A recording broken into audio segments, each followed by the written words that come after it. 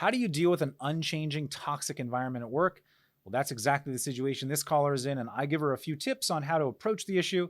Please remember to hit the like button and subscribe to my channel to hear me coach more live callers just like this one.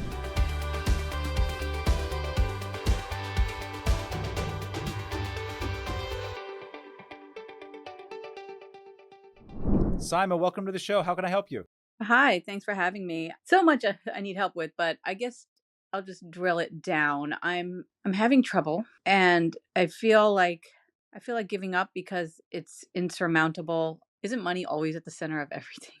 But I'm getting picked on by my boss, like petty things, and I think they want me out of my position because I think they want to restructure the program to save money. So I'm basically being gaslit, but I'm taking it personally and my livelihood's at stake. Have you brought this up bluntly with your boss? I have, but they just told lies. You said something to the effect of, it feels like you don't want me here anymore. I suspect you're trying to restructure. Is that the I didn't say case? the restructure bit because I didn't get the restructure bit until recently with new information. It just felt like they were ganging up on me because they were friends, my direct supervisor and her friend who's kind of like her supervisor, like interim. And I just said, basically, let's put it this way, it was a government job. And at all my reviews, my supervisor scored me very well. Everything I did passed muster. I was getting great reviews, everything. And then after this other person that she's friends with kind of stepped in an interim role because somebody else got fired, suddenly they were petty on everything. An important thing is these were documents that were up to them, completely subjective. They didn't go to anyone higher. Anything I did that went to anyone higher or was for public approval, I always hit all my marks. It always got approved. So I know I did good work. Are you suspecting then that your boss is being influenced by this new person that came in? Absolutely. Somebody also told me something I didn't know before, but that they were friends from before the new person came in. Was there some reason they didn't like you, or Oh did you yeah, have some? I actually this all went on to HR, but I asked her to not speak about me in the third person when I'm right there because I find that very disrespectful. And this person went off. She went off, and I actually reported it because it was really bad how she spoke to me. She was also driving during a Zoom meeting, which is against corporate policy. And this was in front of other people? Yeah, it was in front of my direct supervisor who actually stood up for me at the time. And before this other individual was in the picture, did you and your boss have a pretty good relationship? We had a great relationship. And actually, it was like she really depended on me because there was only two of us running this program. We had a third person who was let go. So this is actually supposed to be a three-person program that was running on two people who knew it. And then the interim person who showed up and didn't know anything, I was always answering questions for them. And I don't mind because I saw us as a team. But it came to the point where if I asked for things, they said, you need to take initiative for your job and go find it from other people. And I'm like, well, one, I'm the newest hire and the lowest on the totem pole. Why wouldn't I ask my supervisors who have been here for 15 years? We ask each other information because that's what a team does. Basically, anything I did that was standard was wrong. Let me ask you, what's your goal here? And do you want to stay in the position and work for the person you're working for? No, I can't stay. I can't. Let's put it this way. Like, I will write a document for something that we need. Keep in mind, I've been here a year and a half. It's a government position, so it's the same deliverables all the time. And until this quarter, when this person came in, my deliverables were fine. Now, this person is taking my document, changing a color in the title, and saying, now it's complete, but then documenting to HR that I failed to complete my assignment, even though it was done. This person's making a paper trail of bullshit. But remember, it's not what I do, it's what they can prove. Ideally, then, what's your next step? I mean, if you don't want to stay in that position, then is there somewhere else you can move in the organization, or you want to leave the organization? I'm going to leave the organization because life's too short to work in a civil service. I'll put it this way too. I was a mid-career hire. I have experience in one other government job 20 years ago, but mostly academic research.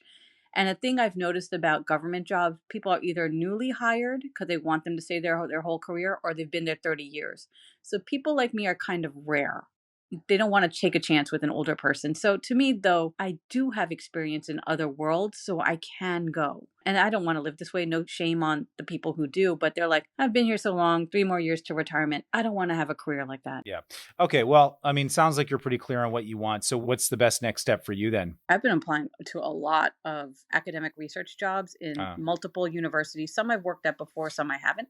Okay. It is very hard. I applied to an average of 400 a month, and you know, Wow. well, I mean, the credit also is that universities are the largest employers and they always have new projects. So it's not like there's Yeah. massive turnover, it's just they have new projects. But I do keep an eye out. The also thing with the universities is it's such a long hiring process because it goes through Yeah. so much bureaucracy. So I'm hanging on as best as I can. For 400 different applications, I get like maybe 2 interviews in a timely Wow. fashion. Again, I am older too, so they don't really want to pay me, and I'm not asking for that much, but I do need a certain amount to survive. And again, it's well, I can get someone younger and to pay less because they got to build their way. It's just all kind of a joke. Like, well, we're paying you less because you don't have that much experience. Oh, now you have so much experience, we don't want you here, because you cost too much. Is there any other industry outside of the universities that you think might be good to start applying to?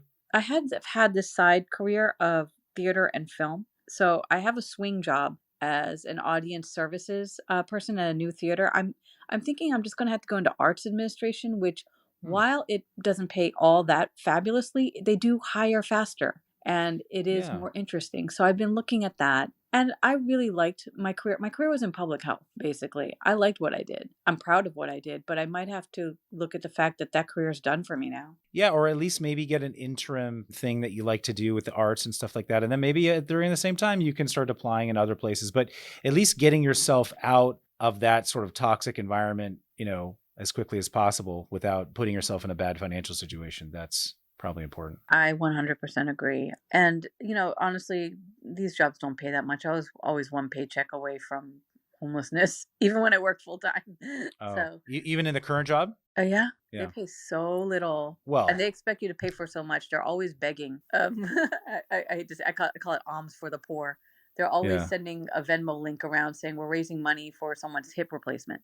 Hey. I'm like, why do I have to pay for everyone? I can't afford to pay to go to work. And to not make that much and also have to deal with this kind of environment, no bueno. Yeah, no good. So it's clear you want to leave. It sounds like maybe it'd be an easier step, just to get out, to go into arts administration. Maybe that'll be fulfilling. You never know. I mean, that could lead to something interesting. Um, Absolutely. in the meantime, before you get that next job to jump off, how do you stay grounded and hold your boundaries and stay kind of sane in this kind of environment? Like what do you think are some good steps for yourself? Well, one thing I did is I spoke to my union rep, who's also a friend, Okay. there, and they apprised me of what was going on. They said, first of all, just this just sounds like a lot of quibbling. We know you do good work, and so that's good to be validated from other people Yeah, because good. when the people you work for are telling you shit you do tend to believe it. So Yeah. it's good to know that. I've documented everything to HR, though clearly HR is against me too. I don't care. I'm still documenting. I have stood up for myself when they come at me and say, this isn't professional. I'm like, but this met your approval 1 week ago. And I just document the lies. So I think these are two good steps. So while you're applying for other jobs, the two things to really focus on. Number one, reminding yourself and being around other people who remind you that you are valuable. Doing some self-affirmations, getting affirmations from people that will give you some validation. That's really important. That support is really important, both from yourself and from other people. And then number two, holding your boundaries. So if someone's talking to you in a way that is not respectful or something, that you're allowed to say, you know what, that's not respectful. Please don't talk to me that way. Like holding the line in some way, even though nothing's going to change, their behavior's not going to change, things aren't going to get much better probably, but you being able to stand up for yourself and stay grounded in that, I think that's going to be really important for you to feel like you're okay while you're waiting for the transition to happen. Definitely. All right. Well, sorry you're dealing with this. I know it's a frustrating situation, but I am hoping and praying that you have a new opportunity soon and can get into something better. Thank you. Yeah. Appreciate it, Saima. Thank you. Hey, thanks for tuning into the Peacebuilding with Dr. Pollack show. Don't forget to subscribe to my channel for more workplace conflict advice. Share on social media if you think your friends and colleagues would benefit from this episode. And if you have a workplace conflict and want to be a caller on our show for free coaching and advice, please email podcast@pollackpeacebuilding.com. Thanks.